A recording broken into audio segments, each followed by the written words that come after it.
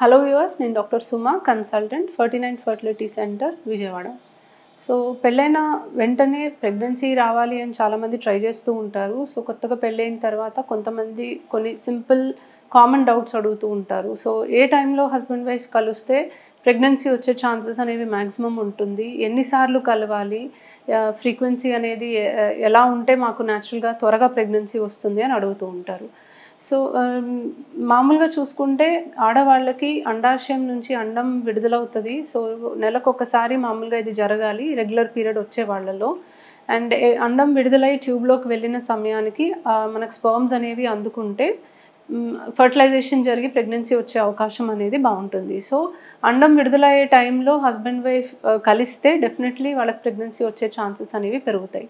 మరి అండం విడుదలయ్యే టైం అనేది మనం ఎలా కనుక్కోగలం అనుకుంటే దానికి చాలా మార్గాలు అనేవి ఉన్నాయండి. కొంతమంది జస్ట్ మీకు పీరియడ్ రెగ్యులారిటీని బట్టి చూసుకొని రెగ్యులర్ పీరియడ్ వచ్చే వాళ్ళకి ఇది చాలా సింపుల్. వాళ్ళకి పీరియడ్ వచ్చే 15 రోజుల ముందు ఓవ్యులేషన్ జరిగింది అని వాళ్ళు లెక్కేసుకొని ఆ టైంలో వాళ్ళు హస్బెండ్ వైఫ్ రెగ్యులర్గా కలిసేలాగా ట్రై చేసుకోవచ్చు. సో ఓవ్యులేషన్ టైం అనేది మనం గమనించుకొని దానికన్నా ఒక 1 వీక్ ముందు నుంచి అండ్ ఒక 4-5 రోజుల తర్వాత వరకు కనీసం రోజు మార్చి రోజన్నా హస్బెండ్ వైఫ్ కలిస్తే ఓవ్యులేషన్ టైంలో ఇంటర్ కోర్స్ అనేది ఉండి ప్రెగ్నెన్సీ వచ్చే అవకాశం అనేది డెఫినెట్లీ పెరుగుతుంది.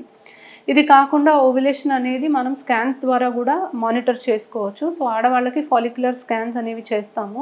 సో ఆ ఎగ్ ఎప్పుడు పెరుగుతుంది, ఎప్పుడు విడుదలవుతుంది అనేది గమనించుకొని ఆ టైంలో వాళ్ళు ట్రై చేయొచ్చు. ఈ మధ్య కాలంలో ఎల్హెచ్ కిట్స్ అనేవి వస్తాయి. సో మనం ఎలాగైతే ప్రెగ్నెన్సీ టెస్ట్ చేసే కిట్స్ అనేవి మనకు ఉన్నాయో అలాగే ఎల్హెచ్ కిట్స్ అనేవి మనకు అందుబాటులో ఉంటున్నాయి. సో రోజు మార్నింగ్ టైంలో ఎల్హెచ్ కిట్ తోటి మనం యూరిన్ శాంపిల్తో టెస్ట్ చేసుకుంటే ఎప్పుడైతే 2 లైన్లు వస్తాయో మనకి హార్మోన్ అనేది బాడీలో ఎక్కువ ఉంది అండ్ ఓవ్యులేషన్ అనేది జరగబోతుంది అనేది మనం గమనించుకోవచ్చు. ఎల్హెచ్ కిట్స్ అనేవి రొటీన్గా అందరికీ మేము సజెస్ట్ చేయమండి. ఎవరైతే దూరంగా ఉంటున్నారో హస్బెండ్ ఒక చోటు, వైఫ్ ఒక చోటు టైమింగ్ చేసుకొని వాళ్ళు కలవాలి అనుకున్నప్పుడు మనము ఎల్హెచ్ కిట్స్ కూడా సజెస్ట్ చేస్తూ ఉంటాము. ఇది మీకు ఆన్లైన్లో కూడా అవైలబుల్ ఉంటుంది. LH test kits, ovulation kits అనేది మీరు ఆన్లైన్లో సెర్చ్ చేస్తే మీకు ఆన్లైన్లో పర్చేస్ చేయడానికి కూడా ఇది అందుబాటులో ఉంటుంది. సో ఇకపోతే ఎన్నిసార్లు కలవాలి, రోజు కలవాలా, రోజుకి 2 సార్లు కలవాలా, ఎట్లా కలవాలి అని అడుగుతూ ఉంటారు. సో ఎగ్ అనేది ఒకసారి విడుదల అవుతే ఆ ఎగ్ అనేది 24 అవర్సే సర్వైవ్ అవుతుందండి. స్పర్మ్స్ అనేది ఒక్కసారి గర్భసంచి లోపలికి వెళ్ళిన తర్వాత 48 to 72 అవర్స్ వరకు స్పర్మ్స్ అనేవి బతుకుతాయి.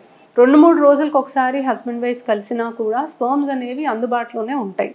కాబట్టి రెగ్యులర్గా అంటే రోజు కలిస్తే ఇబ్బంది ఏం లేదు. బట్ కనీసం 2-3 టైమ్స్ పర్ వీక్ అని అనుకుంటే ఆల్మోస్ట్ స్పర్మ్స్ అనేవి ఎప్పుడు అందుబాటులో ఉంటాయి కాబట్టి ప్రెగ్నెన్సీ వచ్చే ఛాన్స్ అనేది బాగుంటుంది.